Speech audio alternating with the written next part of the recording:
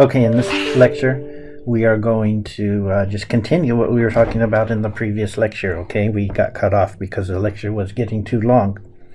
So let's answer question C, which was not in the book. I added that myself. We have a class whose final exam scores were normally distributed with a mean of 63 and a standard deviation of 5. So we write X has a distribution that's normal with a mean of 63 and a standard deviation of 5. And that looks like this, that distribution of scores.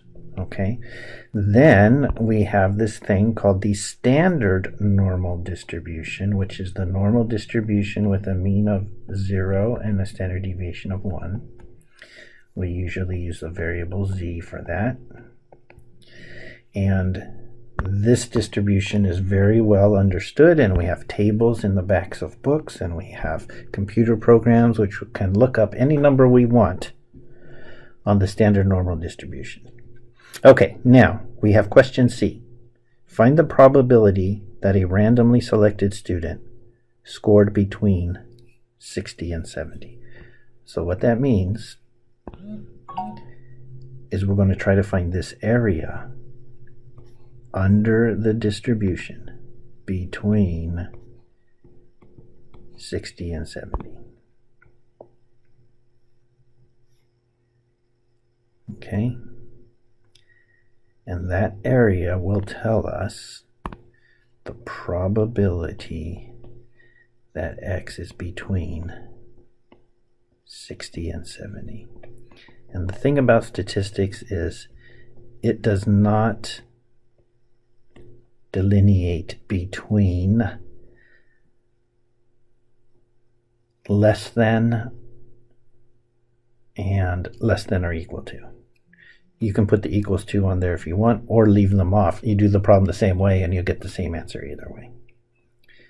Okay? That's what this area is. The question is, how do we find it? Okay, so the answer to that question, how do we find it, is this. We calculate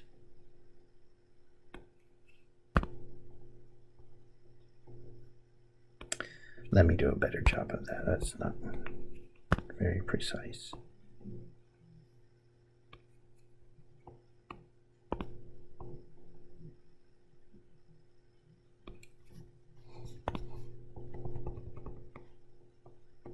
Okay, we calculate the area to the left of 70.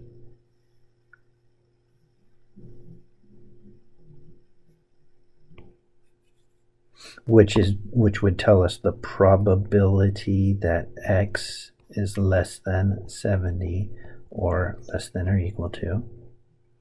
Okay, and then we also calculate the area to the left of 60,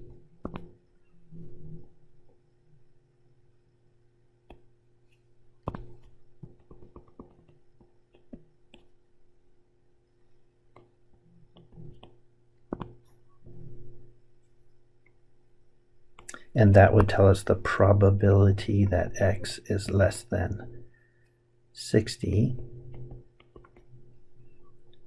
And then we subtract this area from this area, and it will tell us this area. Does that make sense? But again, we can't calculate those things directly because we don't have the equipment for the 63.5 normal distribution. We only have the equipment for the standard normal distribution of 0, 1. Okay, so we have to use this idea of z-scores. Okay, remember this formula. You're going to need it every single time. Z equals X minus mu over sigma. Okay, so the z-score for 70 Just give me a minute here.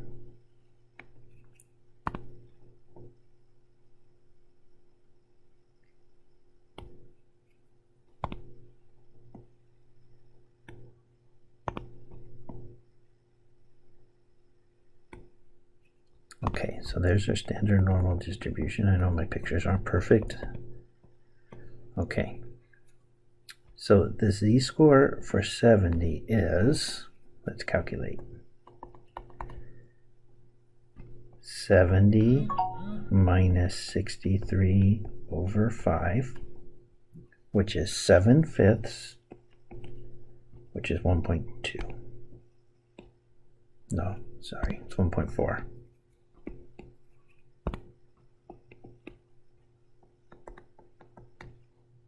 So in other words, the area to the left of 70 in the 63/5 normal distribution is equal to the area to the left of 1.4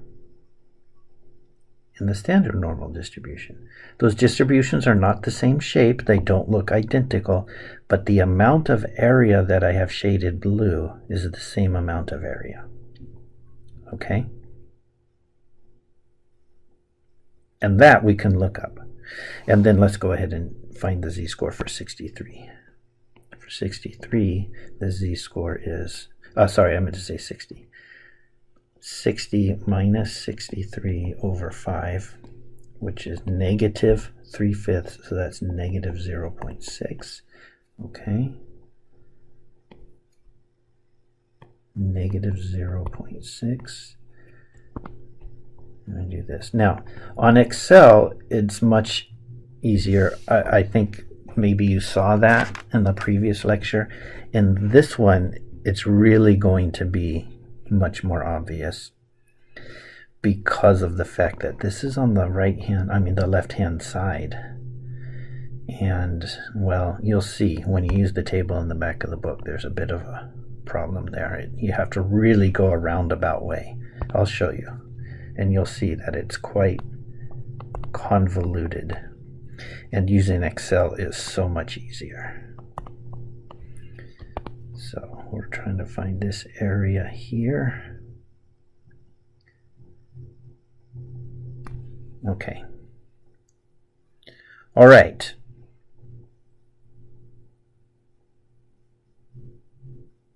And I should probably just add in these pictures.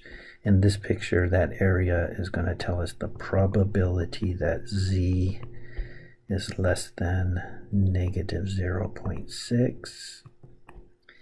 In this picture, that area is going to tell us the probability that z is less than 1.4.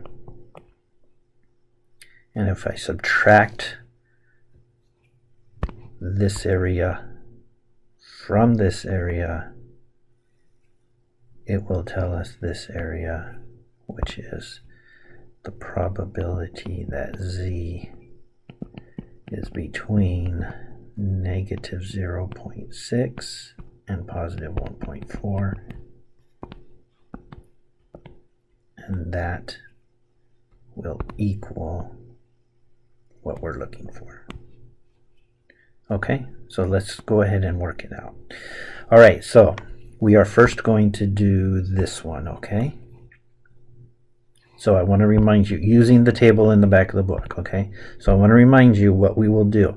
We will look up 1.4 in the table on the margins, and then in the body of the table, it will tell us this area here. And then we will have to add this half. And I literally mean half. This is 0.5. So whatever we look up in the table plus 0.5. Okay? So let's look at the table again. Okay, so remember we're looking up 1.4. That's 1.40. So on the left-hand side, we find 1.4. and then on the top we go to 0.00. Together that represents 1.40. And do you see this value we get there is 0.4192. So this right here is 0.4192. And let's not forget that this half over here is 0.5. And so together they make up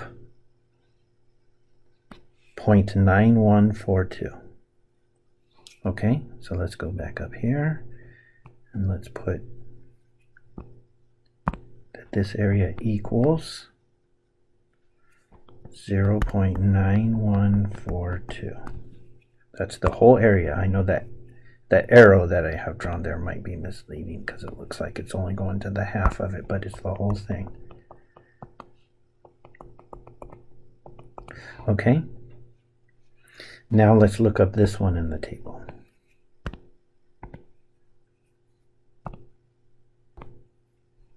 Notice in the table there's no negative numbers. Look here along the margins. There's no negatives. So how are we going to look up negative 0.6? Well, you have to do it in a very roundabout way. Okay, so try to follow this explanation. I know it's very convoluted, but it's the only way to use the table. Okay, the table only shows you the area between a positive number and 0. We're trying to find an area that's over here. So the only way to find that from the table is to do this. We're going to look up positive 0.6.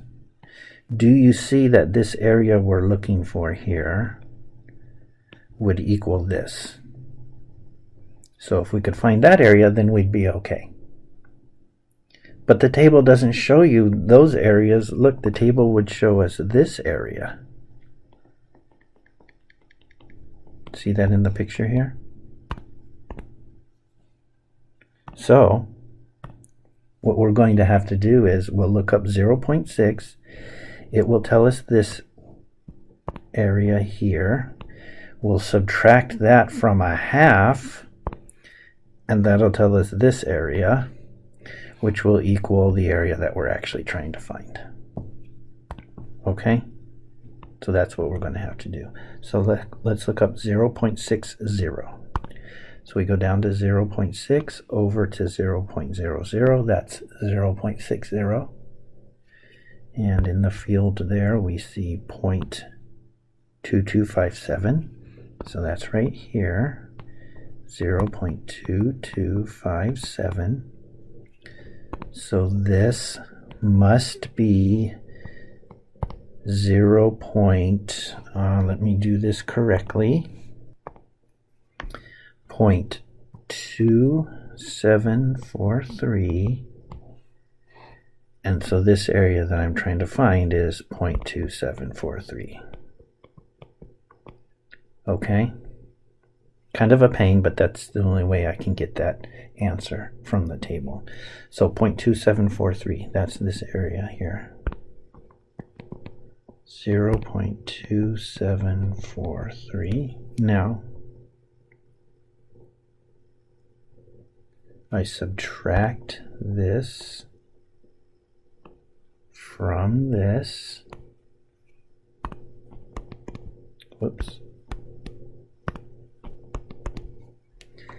And we get 9142 minus 2743. Our answer is going to be 6399. 0.6399. That's our answer. Okay. The probability of somebody getting less than 60 was 0.2743. The probability of somebody getting less than 70 was 0.9142. So the probability of getting between 60 and 70 is 0.6399, or 63.99%, if you want to say it that way. Okay? Let's do some more practice. Oh, hang on. I wanted to show you how to do this on Excel, because it's way easier, I think. You don't have to go through all of that all of that problem in the table. Okay, so let me just show you again how to do that.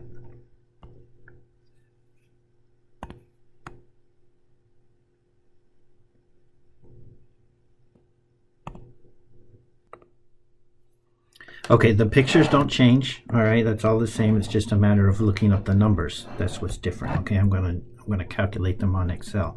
So you open Excel, you click on a cell, and you type in the formula bar. You type equals, and then all caps norm dot s dot dist, and then open parentheses, and then we'll type 1.4 comma true, close parentheses, hit enter.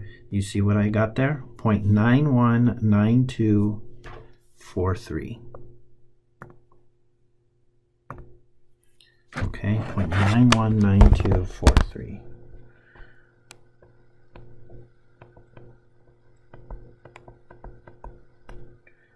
So that's this.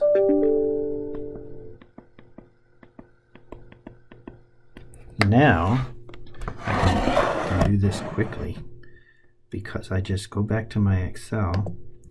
Let's go ahead and just click in the next cell down.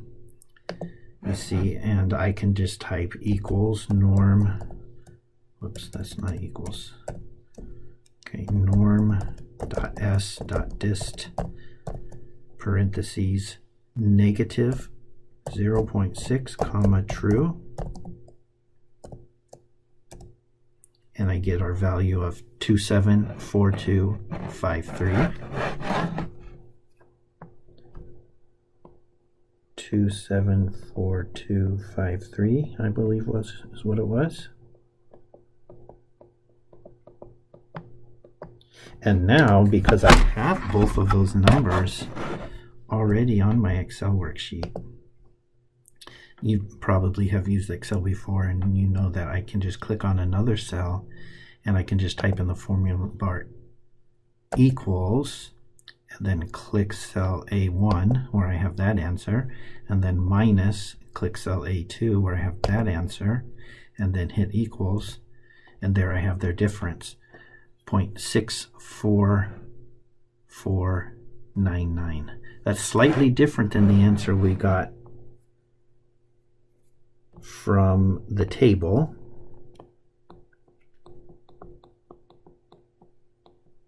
But it's better. It's a more precise answer.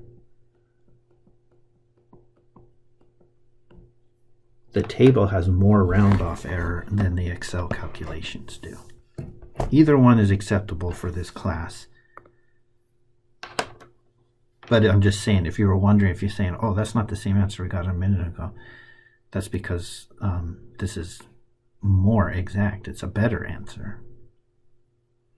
Okay, let's do another problem. Okay, let's look at this example, 6.4. A personal computer is used for office work, at home, research, communication, personal finances, education, entertainment, social network, and a myriad of other things. Suppose the average number of hours a household personal computer is used for entertainment is 2 hours a day. That's the average, so that's your mu. Assume the times for entertainment are normally distributed and the standard deviation for the times is half an hour. So we have our distribution here. Let me write it on the side actually. X is normally distributed with an average of 2 and a standard deviation of a half. Okay? And we need to find that area in between for part A, which I guess I haven't read. Let me read that. Find the probability that a household personal computer is used for entertainment between 1.8 and 2.75 hours. We want this area. So it's very nice they've drawn the standard normal distribution directly below it. So you can see how the z lines up, you see. And so let's find these z-scores down here. For 1.8, the z-score is going to be x minus mu divided by sigma. Okay. And so we have negative 0.2 divided by 0.5. That's going to be negative 2/5. So negative 0.4. Okay. Negative 0.4. The z-score for 2.75 is 2.75 minus 2 over 0.5, which is 0.75 divided by 0.5, which is going to be 1.5. Okay. Now, because it was so much easier, we're just going to do this on Excel. We're not going to even bother with the table this time. Although if you don't have access to Excel, you could use the table. I showed you in the previous example how to do that. Okay, so we are going to use Excel to calculate this area.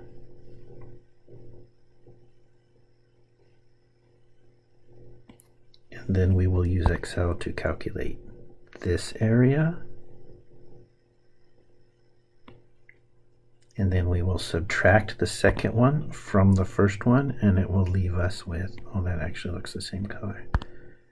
We'll subtract the second one from the first one, and it will leave us with this area here, which is what we want to find. Okay? And like I said, it's very straightforward on Excel, so let's do it like that. So first, I find the area in the standard normal distribution to the left of 1.5. So equals norm period S period dist, whoops, mistyped, dist, parentheses, okay, 1.5 comma true. So that gives me an area, do you see it there, of 0.933193. Okay, then let's find the area to the left of negative 0.4.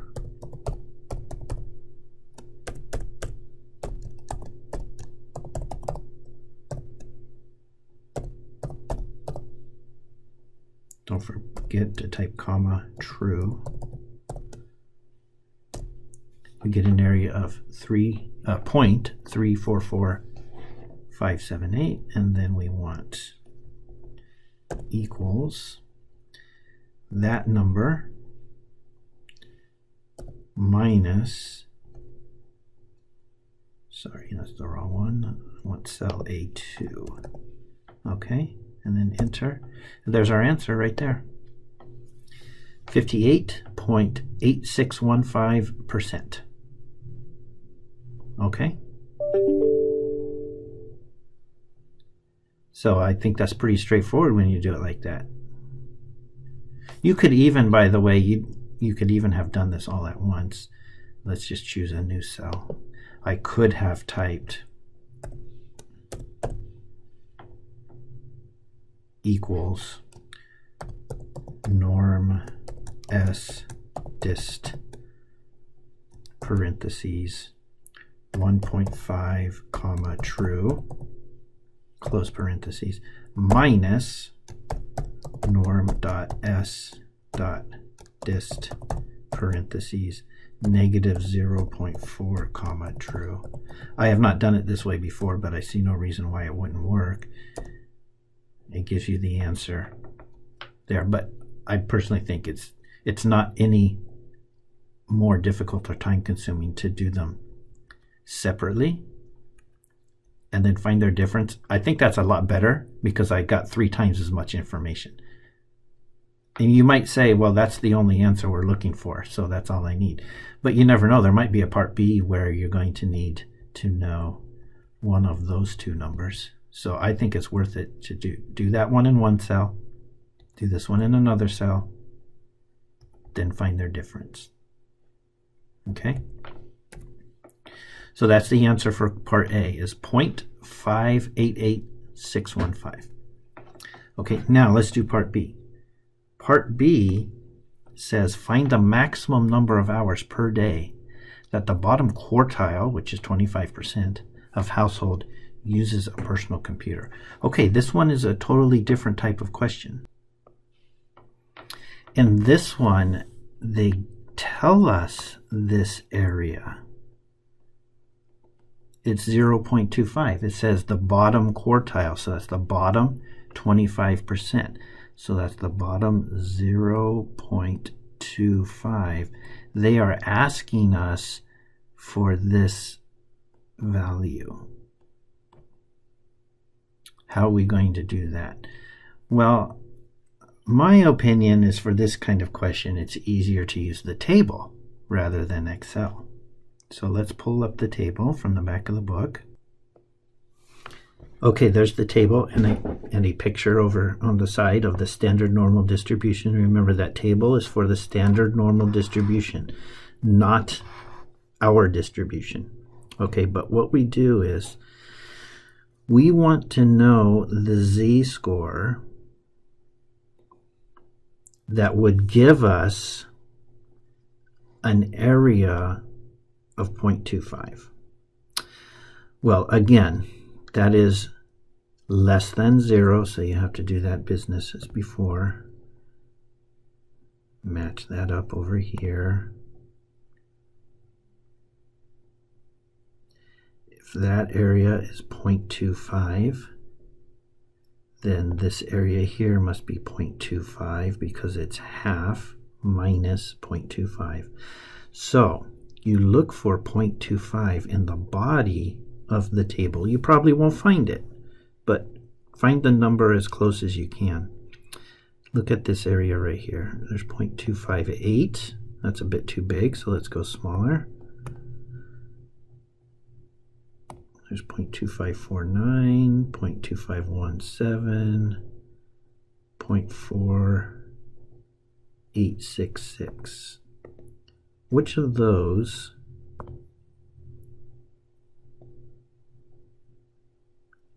is closest to 0.25? It's 0.2486. That's closest to 0.25. Actually, let's even do this, because this will be almost exact. 0.25 is almost smack in the middle of those two, right? So here's what I'm going to do. Now watch this carefully, and you might need to re-watch the video if you get lost, okay? So let's look at this cell right here. Where was it? I lost it. It was 0.2486. There it is. Okay. So that goes with 0.67. 0.67. Let's just jot that down. 0.67. Okay. Let's look at this other number, which was 0.2517. That goes with 0.68. 0.68. So the number we're looking for right here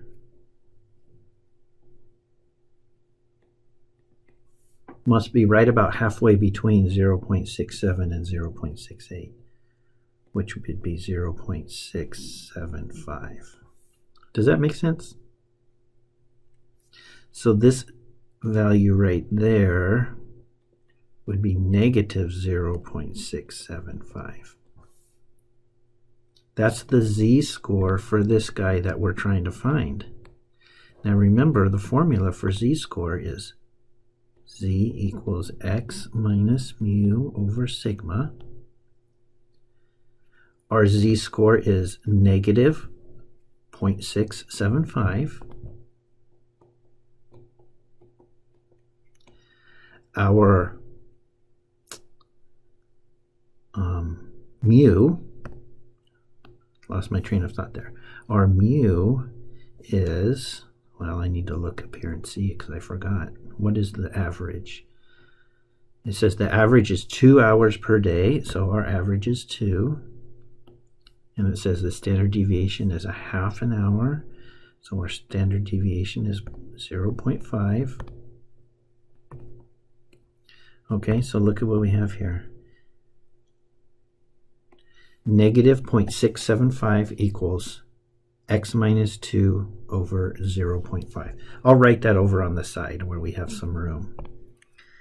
Negative 0.675 equals x minus 2 over 0.5. Let's just do a little bit of algebra then. Okay, we will multiply both sides by 0.5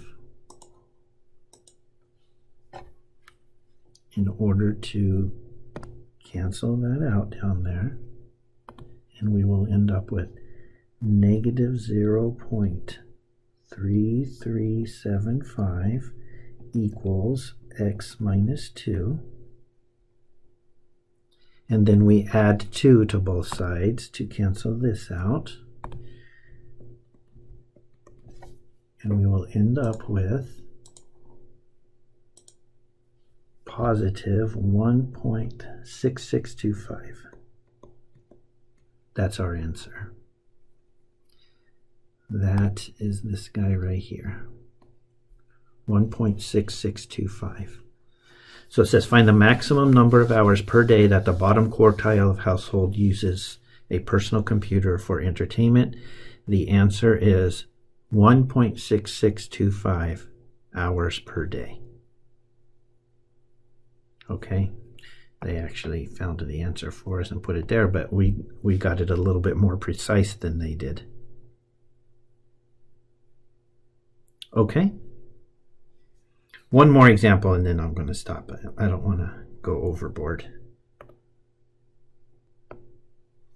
All right, last problem here. Example 6.6. A citrus farmer who grows mandarin oranges finds the diameter of mandarin oranges harvested on his farm follow a normal distribution with a mean of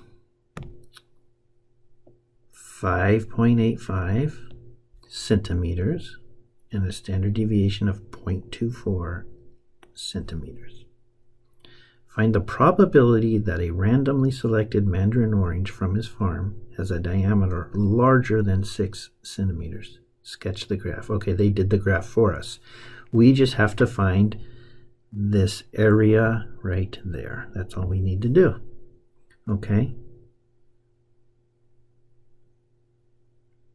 And the way we're going to do that is what? What is it that we've been doing? Let's just go over it again, okay? We use the standard normal distribution, which is graphed right below. We need to find this number right there. And we will look up on Excel this area.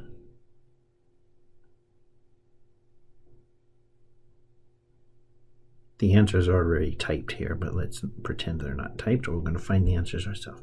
Okay, I'm going to look up that area on Excel. Or in the table, I could look up the area that has the black lines drawn through it, and then just add that to 0.5 to get the blue area. Okay, either way. Either way, we're going to end up with that blue area, and that's going to equal this area. And then I'm going to take that away from 1, and that'll give me what's left over, which is the purple area that I'm looking for. Okay, so not very difficult. The first step is to find the correct z-score that goes with x being 6. So that is z equals x minus mu over sigma. Okay, I'm going to do this on a calculator so I don't do it wrong. So 6 minus 5.85, and then divide that by 0.24. We get 0.625. 0.625. Okay, now if you use the table in the back of the book, remember that only goes to 2 decimal places. So you're going to have to make some decisions. You could round that off to 0.63 and look up that. Or you could look up the proper value for 0.62 and 0.63 and then go halfway in between. But once again, the beauty of Excel is that we don't have to even worry about that.